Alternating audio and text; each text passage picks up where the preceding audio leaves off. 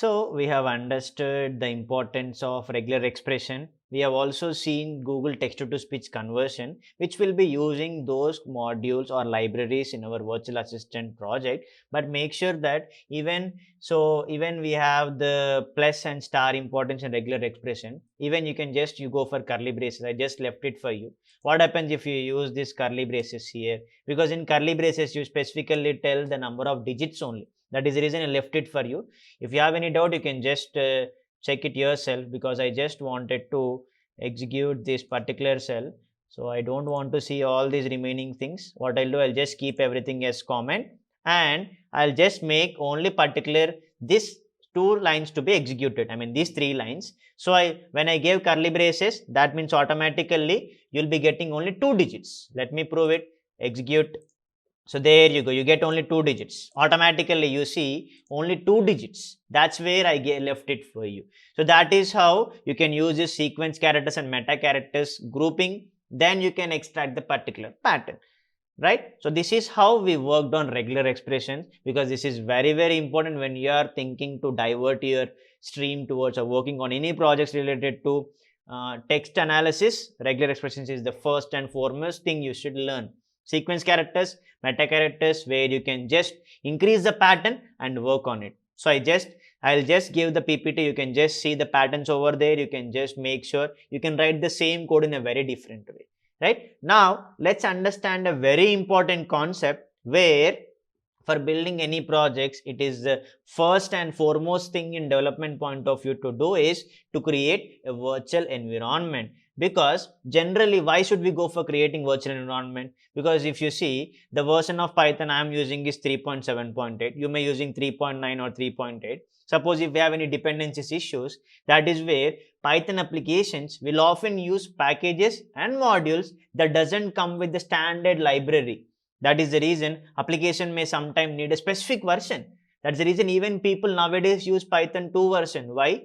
Because those dependencies are different when you go for the other version.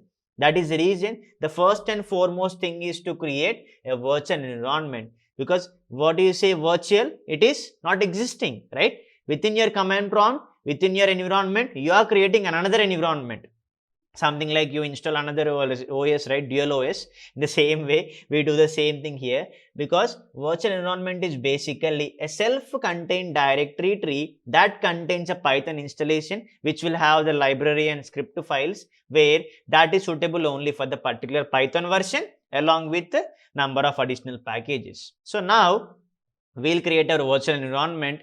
So for that, we'll follow a very simple steps, and we'll create a project folder. In the project folder, you create a virtual environment and you create a number of projects. Whatever we'll be seeing, we'll be working on virtual assistant, then we'll be building a registration form. I'll create all those folders in the virtual environment, in the particular virtual environment only. Then when you can just download it, you need not install all the packages. You just need to go with the requirements file. So first let's go for that. So this is a very important step. So we'll just go to root location. I'll go to desktop and I open command prompt, because I cannot expect everyone to have desktop as root like direct location, right? Because some people may have OneDrive backup. So for that reason, first I'll create a folder. Because for creating folder, what do? You go to root location and just right click, you get new. But we'll just go in DOS command way, mkdir. My folder name is projects, because I wanted to create a separate folder for projects. In this projects folder, I have my virtual environment. I'll have number of projects, right? So first, how do I go to that folder? If you type this, you get the folder name, but you should go to that folder, right? mkdir is for creating a folder, and for going to that folder is change directory.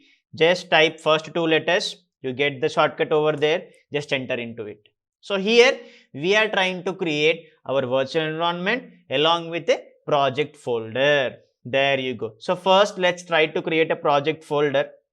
mkdir. My project folder name is virtual assistant. There you go.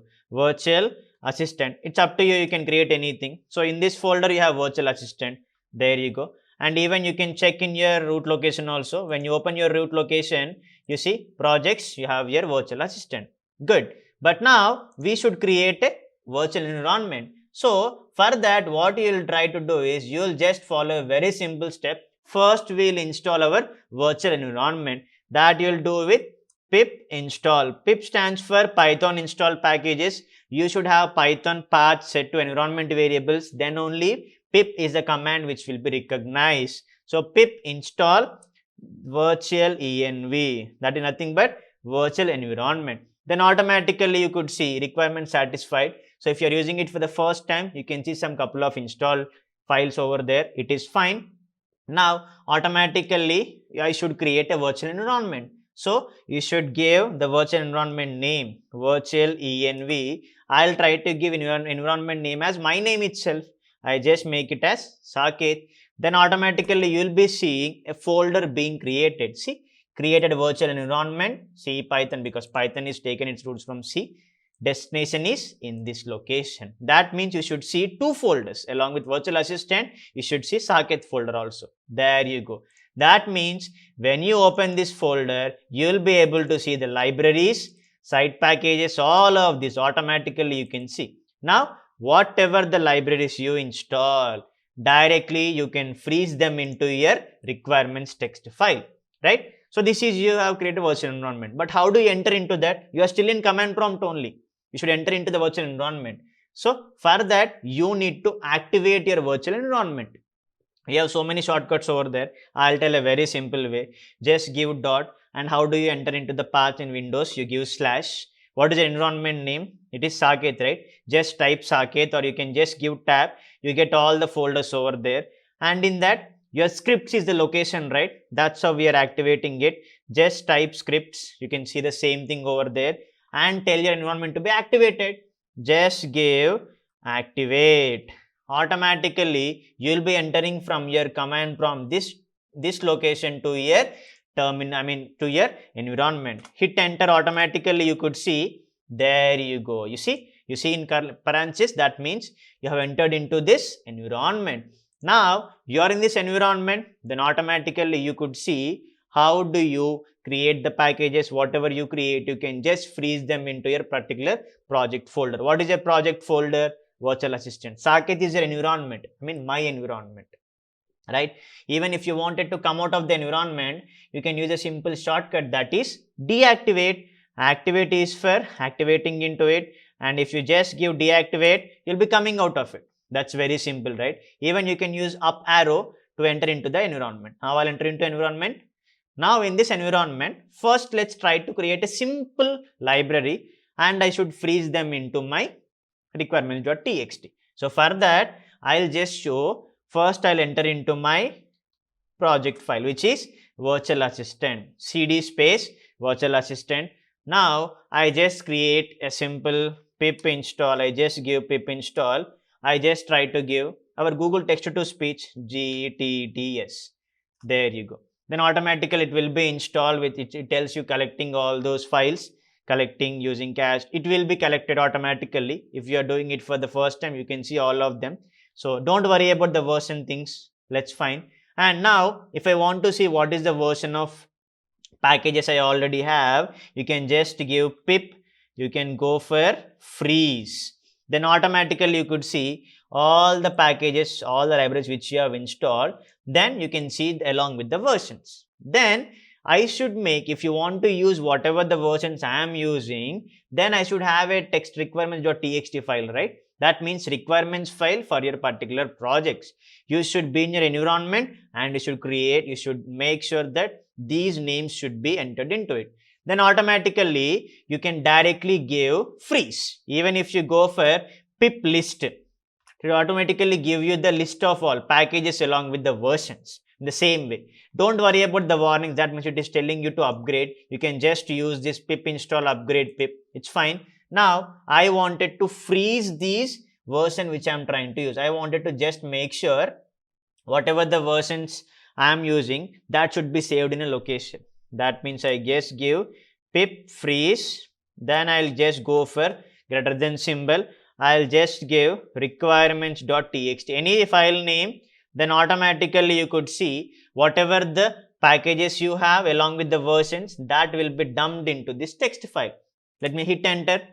It's done, successfully done. That means You can open your location, just go to your project folder. You have a requirements text file. There you go. It's very simple. Now when I install it, you could see all the versions being installed. That is how general things will happen. Whatever packages we are installing, we should freeze them. Now I have installed GTTS. The same way, whatever I install, I should see the same thing. Because if you install another package, just we freeze them. Because we do this step at the end, not in the beginning. For your understanding, I'm just doing it in the beginning. So this is how we create a virtual environment. We have a requirements file. And if you want to install them, what we'll do? We just give Python message with message, -m install -r requirements.txt. That's what we do actually. That means if you are downloading requirements file, you should do that step. I will not do that. You should do that. That's how we can just do it.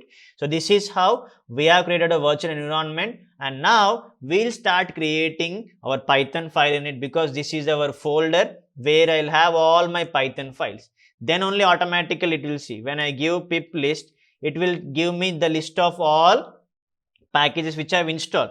For just purpose, I just gave you this, because we'll be working on creating, I will be working on converting our speech to text. We have seen text to speech, right?